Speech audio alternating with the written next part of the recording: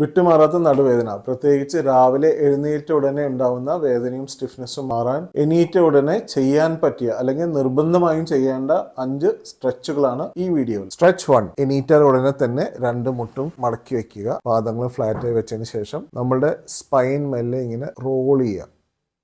ഇടുപ്പ് പൊന്തിക്കുക, താഴ്ത്തുക. ഇങ്ങനെ ഒരു 10-15 പ്രാവശ്യം വളരെ സ്ലോ ആയിട്ടും ഗ്രാജുവൽ ആയിട്ടും നമ്മൾ ചെയ്യുക. സ്ട്രെച്ച് 2. ശ്വാസം ഫുള്ള് പുറത്തേക്ക് വിട്ടതിന് ശേഷം നമ്മുടെ 2 മുട്ടും ഈ പൊസിഷനിൽ പിടിക്കും. ഇങ്ങനെ പിടിച്ചതിന് ശേഷം ശ്വാസം നല്ലപോലെ വലിച്ചു വിട്ടുകൊണ്ടിരിക്കുക. ഇങ്ങനെ കൈയിലേക്ക് സ്ട്രെയിൻ വരുന്നുണ്ടെങ്കിൽ നമുക്ക് കൈ രണ്ടും ഇങ്ങനെ കെട്ടി വെക്കാവുന്നതാണ്. ഇങ്ങനെ വാളിന്റെ സപ്പോർട്ടിലും ഇതേ സ്ട്രെച്ച് ചെയ്യാം. ഇവിടെ നമ്മുടെ ഉദ്ദേശം ഈ ഭാഗം സ്ട്രെച്ച് ചെയ്യുക മാത്രമാണ്. 25 പ്രാവശ്യം ഇൻ ആൻഡ് ഔട്ട് ബ്രെത്ത് എടുക്കുക. സ്ട്രെച്ച് 3. ഇവിടെ നിന്ന് നമ്മൾ നേരെ ഒരു സ്പൈനൽ ട്വിസ്റ്റ് പൊസിഷനിലേക്ക് കൊണ്ടുവരാം.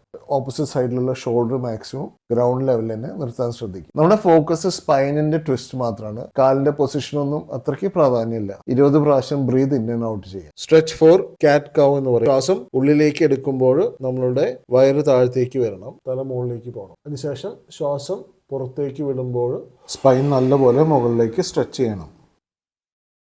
ഇങ്ങനെ ഒരു 10-15 പ്രാവശ്യം ചെയ്യാം. സ്ട്രെച്ച് 5.